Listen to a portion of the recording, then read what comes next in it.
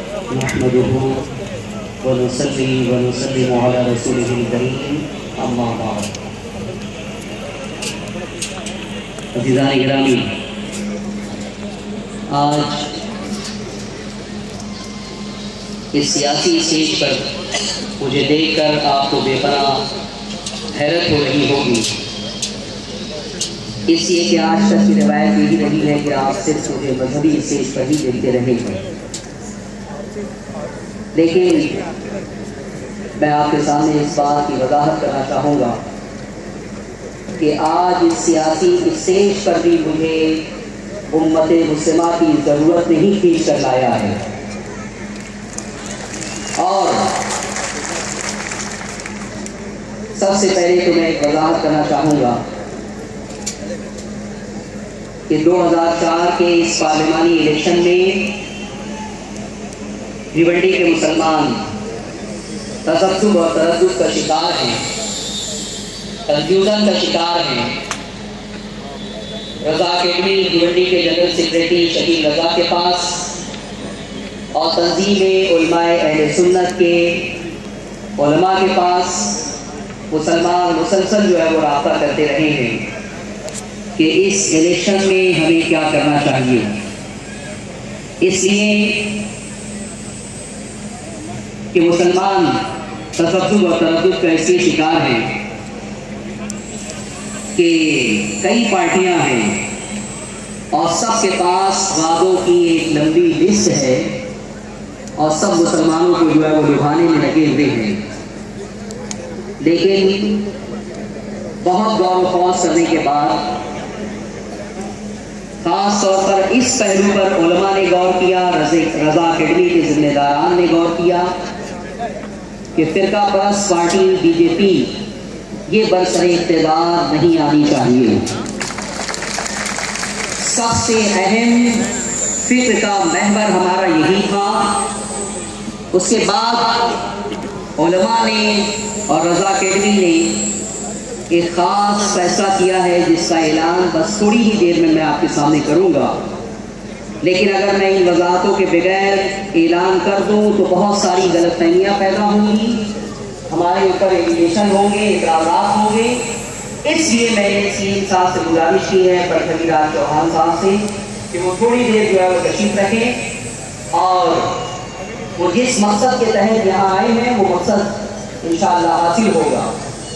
अज़ीज़ान गिरामी, आप जानते हैं कि बीजेपी ने ये ऐलान पूरी शिद्दत के साथ किया है और अपने पूरे असबाब और वसाइल के साथ वो मैदान में उतर गई है। उसका ऐलान ये है कि अगर बीजेपी बरसरे इक़्तिदार आती है तो वो मोदी को जो है वो वज़ीर आज़म बनाएगी। मोदी कौन है? आप अच्छी तरह से जानते हैं कि मोदी बेशुमार मुसलमानों का कातिल है। मोदी ने गुजरात का सुकून गारत दिया 2002 में। मोदी ने बेशुमार मुसलमान औरतों को बेवा किया है। मोदी ने बेशुमार बच्चों को यतीम किया है। मोदी ने गुजरात के मुसलमान जो बड़ी खुशहाली की जिंदगी गुजार रहे थे उन्हें तबाह बर्बाद किया है। मोदी वो इंसान है जिसकी मुस्लिम दुश्मनी जो है वो 2002 में पूरी तरह दुनिया के सामने उजागर हो चुकी है और अब 2014 में वो बरसरे इक़्तिदार आना चाहते हैं, हमारे ऊपर मुसल्लत होना चाहते हैं। लेकिन याद रखो, ऐसा कभी नहीं हो सकेगा। हमारी पूरी कोशिश होगी कि हजारों मुसलमानों का ये कातिल कभी बरसरे इक़्तिदार ना आ सके। हम अल्लाह की बारगाह में दुआ भी कर रहे हैं और इस मैदान में जद्दोजहद के लिए आज इस स्टेज पर आना मैंने गवारा किया है। मैं अपनी खुशी से नहीं आया हूँ, उम्मत मुस्लिमा की एक जरूरत की शर्म पे लाई है। बीजेपी ये फिरका परस्त पार्टी है।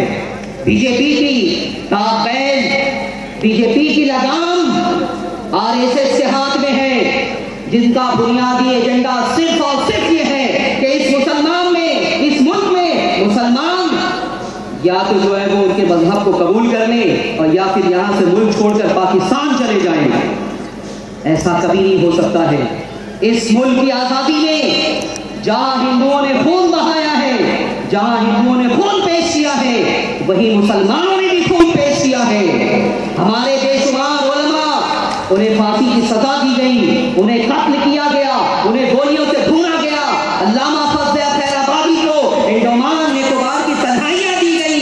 इस मुल्क की आजादी में हमारा भी हिस्सा है, हमारी भी कुर्बानियां हैं। इसलिए बीजेपी का ये नजरिया बिल्कुल गलत नजरिया है और इस फिरका परस्त पार्टी को हम कभी जो है वो बरसरे इख्तिदार देखना नहीं चाहेंगे। लेकिन मेरे अजीजों, मेरे दोस्तों, मैं ये भी अर्ज करना चाहूंगा कि कांग्रेस से भी हम बहुत खुश नहीं हैं। कांग्रेस से भी हमें बड़ी शिकायत है और 65 सालों में कांग्रेस के दौर में मुसलमानों के साथ जो जाती हुई है उसे हम कभी फरामोश नहीं कर सकते। लेकिन आज हमारे लिए एक बहुत बड़ी मजबूरी है कि मोदी को बरसरे इख्तिदार नहीं आने देना है, ये हमारा एजेंडा है। इसलिए हम कांग्रेस की कमजोरियों को जो है वो फिर एक दफा इस उम्मीद का तलाश कर रहे हैं कि अब अगर कांग्रेस इख्तिदार में आएगी तो वो मुसलमानों के साथ वो सलूक नहीं करेगी जो 65 सालों में होता रहा है। आज भिवंडी के मुसलमानों के बेशुमार मसाइल हैं। मैं बबांगे कोहल कहता हूं कि एमपी जो 5 साल रहा है वो कांग्रेस ही का एमपी रहा है, कांग्रेस की हुकूमत रही है। लेकिन 5 साल में आपके कितने मसाइल हल हुए वो आप खुद अच्छी तरह से जानते हैं। इसलिए हमारे इख्तिलाफात तो कांग्रेस से हैं, शिकायतें तो कांग्रेस से हैं, लेकिन अब कांग्रेस को चाहिए कि वो अपनी इस्लाह कर ले। अगर एक सियासी आदमी इलेक्शन जीतने के बाद 5 साल तक दयानतदारी के साथ अपने इलाके में काम करे तो ये मैं गारंटी देता हूं कि आइंदा इलेक्शन के लिए वो ऑटोमेटिक जो है वो इलेक्टेड हो जाएगा, वो खुद ब खुद जीत चला जाएगा। लेकिन सियासी अफराद अपनी शिकायतें उनके सामने पेश की। मैंने यहां तक कहा था कि आज आप हमारे दर पर आए हैं, जीत जाने के बाद आप, और आज मैं सीएम साहब से भी फिर गुजारिश करूंगा कि हमारे उलमा ने आज एक फैसला किया है, रजा केडमी भिवंडी ने फैसला किया है कि भिवंडी में बीजेपी को बरसरे इख्तिदार आने नहीं देना है। इसलिए रजा केडमी भिवंडी और तंजीम उलमा अहले सुन्नत कांग्रेस के इस कैंडिडेट विश्वनाथ पाटिल साहब का ऐलान करती है कि मुसलमानों किसी के बहकावे में ना आना और अपने वोट को बांट ना देना।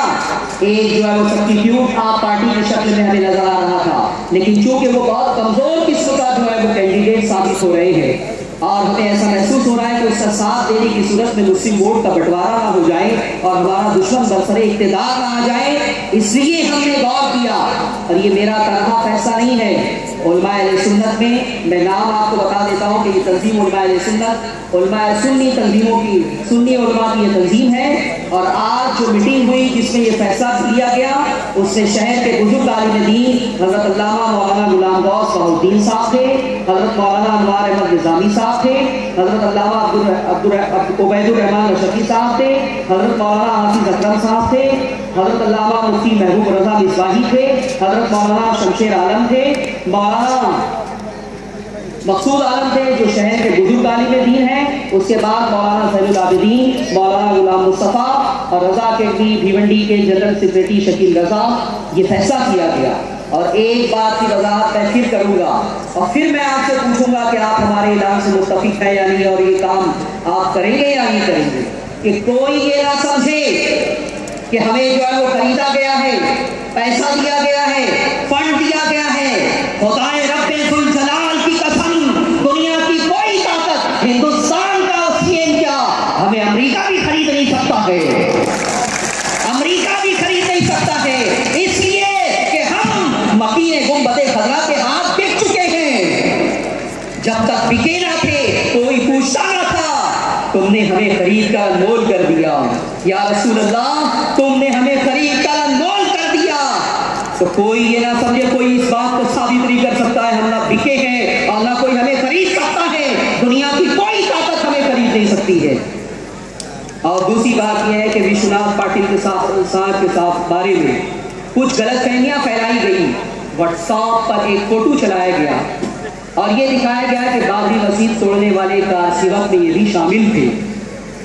उलमा ने जब ये फैसला करने का इरादा किया तो कम से कम 3 से 4 मीटिंग हुई है विश्वनाथ पाटिल साहब के साथ। हमने इनका पूरा इंटरव्यू लिया, छानबीन की, उसके बाद मापोली, बडोली, अंबाड़ी और उसके बाद गाड़ा और विक्रमगढ़ तक हमने उलमा से, जिम्मेदारों से रास्ता कायम किया।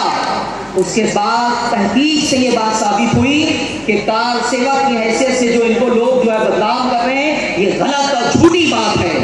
अगर विश्वनाथ पाटिल साहब इस जुर्म के मुजरिम हुए होते तो खुदा की कसम मैं इनकी हिमायत के लिए कभी यहां नहीं आता, कभी यहां नहीं आता। इसलिए आप बिल्कुल यकीन रखें, हमने उम्मत मुस्लिमा की भलाई के लिए बिल्कुल दयानतदारी के साथ ये फैसला किया है। क्या आप इस फैसले का स्वागत करने के लिए तैयार हैं, हिमायत करने के लिए तैयार हैं? मुसलमानों, तुम्हारा वोट बटने ना पाए, उसकी बुनियाद पर फिरका परस्त पार्टी ना आ जाए। इसलिए रजा अकेडमी और तंजीम उलमाए सुन्नत आपसे गुजारिश करती है कि आप विश्वनाथ पाटिल साहब को कामयाब बनाएं।